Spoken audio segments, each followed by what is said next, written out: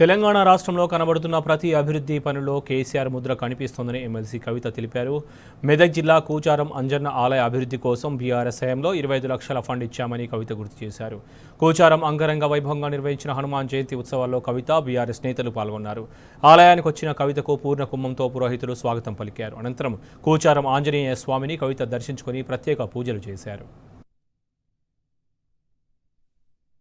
వర్గంలో కూచారం గ్రామానికి మరి శ్రీరాముడి ఆలయం అట్లానే హనుమంతుని ఆలయాన్ని కూడా దర్శించుకోవడానికి రావడం జరిగింది.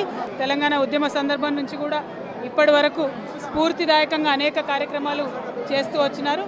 ఈ గ్రామంలో ప్రజలు చాలా ప్రేమతోని పెద్ద ఎత్తున దాదాపు 2 కోట్ల ప్రైవేట్ ఫండ్తోని ఈ రామాలయాన్ని నిర్మించుకున్నారు. ఇదివరకు బీఆర్ఎస్ గవర్నమెంట్ ఉన్నప్పుడు కూచారం హనుమంతుని ఆలయానికి కేసీఆర్ గారి ఆధ్వర్యంలో ఒక 25 lakhs రూపీస్ కూడా ఇవ్వడం జరిగింది.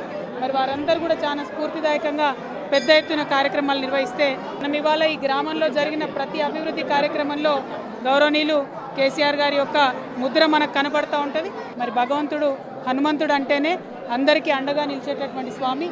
ఆ స్వామి తెలంగాణ ప్రజలందరికీ కూడా అండగా నిలబడాలని చెప్పి మనస్ఫూర్తిగా నేను కోరుకుంటున్నాను.